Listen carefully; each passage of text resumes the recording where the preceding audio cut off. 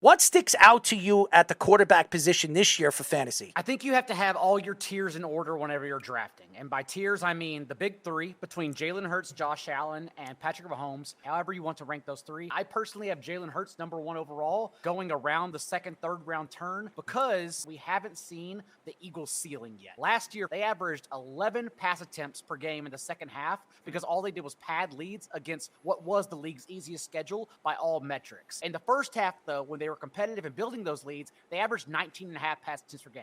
8.5 more. And so if we think with what is projected to be the 16th off this median schedule, if we think they're just in more competitive games and forced to play the way they have to play, they want to play in a neutral game script, we think they're going to pass more. And if that's the case, we get more volume for Jalen Hurts, A.J. Brown, and Devonta Smith. So Jalen Hurts is actually my QB1 by quite a bit over Josh Allen. After that, you get to the next tier of Lamar Jackson, Justin Herbert, Joe Burrow, and Justin Fields. And those guys round out the top 7.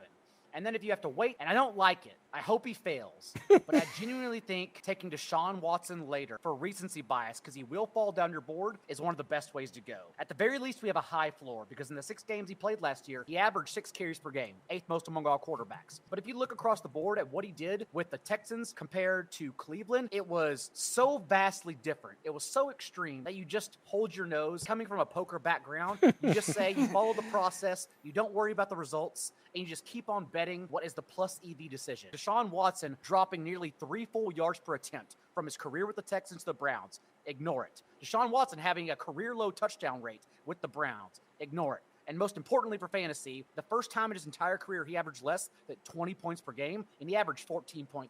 A massive difference. Just ignore it. I truly think he's the divider that's going around Daniel Jones, Geno Smith in like QB 10 through 12 range. But Watson is the one who genuinely has top 5 upside. So the way I've been playing a lot of leagues is just letting everyone else take those quarterbacks and instead letting recency bias and Deshaun Watson fall to me in the later rounds. And I'll take him on my 1 quarterback or as my second option in 2 quarterback superflex leagues. Don't worry, you're not alone. There's a lot of Browns fans that hope he fails too. Yeah, it doesn't feel good to say, and I hope he's cut in week 2 and we never have to hear from him again. But playing strictly the game and trying to win money, extra bottles of wine for our partners, I think he really is like a key to 1 quarterback. You don't want to give him a massage? Stay away from that. Do you really believe the hype of Bijan Robinson? It's not necessarily the hype. He is the rare 3-down archetype. Like, even if we look at the running backs we're calling RB1s, Christian McCaffrey and Austin Eckler. Elijah Mitchell averaged 10 touches per game in the 6 games he played with Christian McCaffrey. The way we consider RB1s now in fantasy are basically like committee backs who at least get a piece of the pie across the field. Bijan, though, is the kind of guy that if it all breaks right for him, can be like the next 360 touch guy. And I question if either Eckler or McCaffrey can reach that mark. It's just about trying to take that chance on. Even though everyone knows the Falcons are coming with a run, last year, for instance, they faced the highest rate of 8-man boxes. Defenses knew what was going to happen. They stacked the box. And yet Falcons running back still led the league in yards per carry.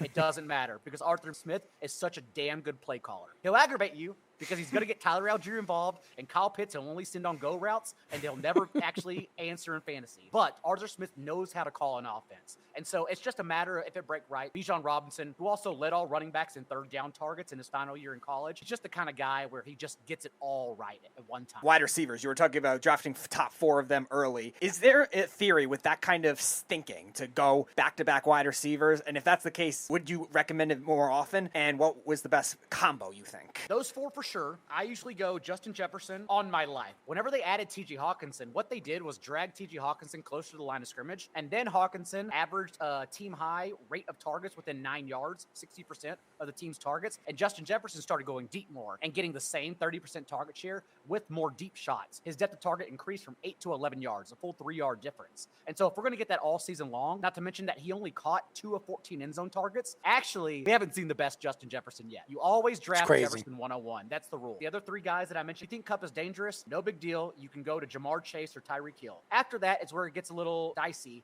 But I do think you should be in a choice between Stephon Diggs, A.J. Brown, and Amon-Ra St. Brown. I really like betting on Amon-Ra St. Brown double-digit touchdown season. And the props don't show that. I've already bet that in season-long props. But what happened last year? Everyone looks to Jamal Williams, league-leading rushing touchdowns, and that was the most rushing touchdowns from the 1-yard line of any player since 2015. But what really happened was Amon-Ra St. Brown didn't have shorter shoestrings because he got tackled inside the 5-yard line 7 times. And those 7 tackles then led to Jamal Williams rushing for a touchdown. If he only breaks a couple ankle tackles, Amon-Ra St. Brown is suddenly a double-digit touchdown guy.